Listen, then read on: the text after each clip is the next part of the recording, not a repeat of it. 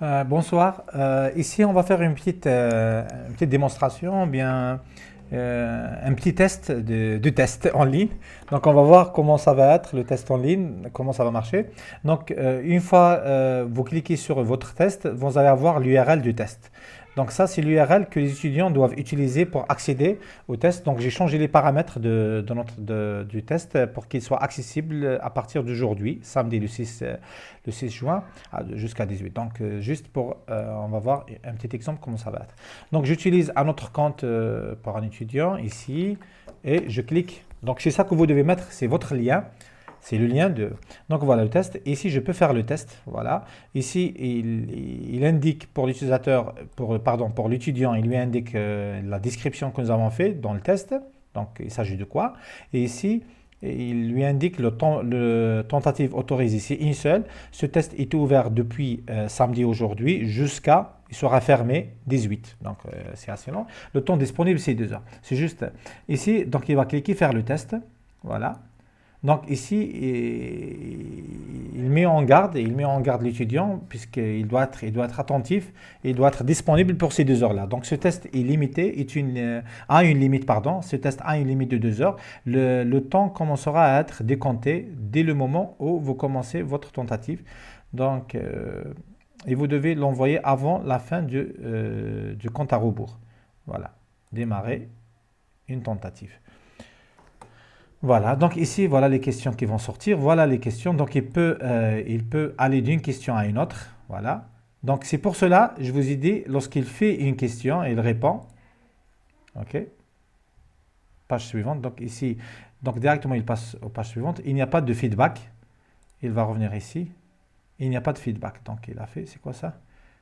Réponse enregistrée. Voilà. Donc, il peut la modifier. Lorsqu'il revient à la question 11 pour la modifier, quelque chose comme ça, ça sera prise sans pénalité. Sans pénalité. Donc, c'est pour ça qu'il faut cocher sans pénalité pour la question. Il faut avoir 0. C'est-à-dire, il a le droit de revenir l'essentiel qu'il est en train de faire. Alors, le temps restant, il est là. Vous remarquez, pour l'étudiant, voilà. Et le reste, 1h59 minutes. Il y a le compte à rebours ici, etc., etc. Donc, il a un schéma de navigation non linéaire. Ça veut dire qu'il peut aller à n'importe quelle question pour répondre. Donc, ici, c'est des vrais faux. Ah, ok, oui, puisque c'est juste pour... Donc, voilà, j'espère bien que c'est clair, etc.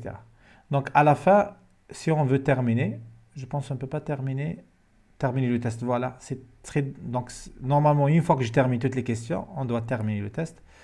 Je clique terminer le test. Et voilà. Réponse enregistrée. Bon, il n'y a pas d'indication, l'état. Voilà. Et ici, tout envoyé terminé. Voilà. J'envoie tout envoyé terminé. Et très bien. Alors, il aura un feedback pour chaque question. D'accord. Il aura un feedback pour chaque question. D'accord, d'accord. Normalement, ça, on va voir. Je vais voir est-ce que je peux paramétrer qu'il ne fait pas le feedback. Normalement, on aura un seul feedback, c'est la note finale. Alors oui, la note finale. Voilà, elle est où? Voilà. Donc les points, j'ai ramené 2 sur 31. Et la note finale sur 20, c'est 6%, c'est 1,29 sur 20. Voilà, c'est ça la note, c'est 1,7. Mais on va voir comment éviter d'avoir ce feedback. Puisque pourquoi? Ça sera indicatif. Ok. Maintenant, on va voir est-ce que l'étudiant peut utiliser le même URL pour accéder une deuxième fois. Donc, je prends l'URL de test. Voilà. Et je clique. Et ici, vous voyez, c'est bon. Il n'y a pas de bouton passer le test ou bien faire le test. Il y a uniquement la note. Voilà. Voilà la note obtenue. Voilà. Donc, le nombre de points sur 31 et sur 20, j'ai 1,29. Donc, j'espère bien c'est clair. Voilà, donc relecture, c'est quoi la relecture? Donc je vais chercher d'autres options. Alors, oui, je vais voir, je vais chercher pour éviter qu'il affiche tout ça. Donc c'est pas bien, ok. Donc voilà, je vous dis bon courage, j'espère bien que c'est clair. Je vais essayer de préparer une autre vidéo pour voir comment éviter cet affichage des feedbacks des questions.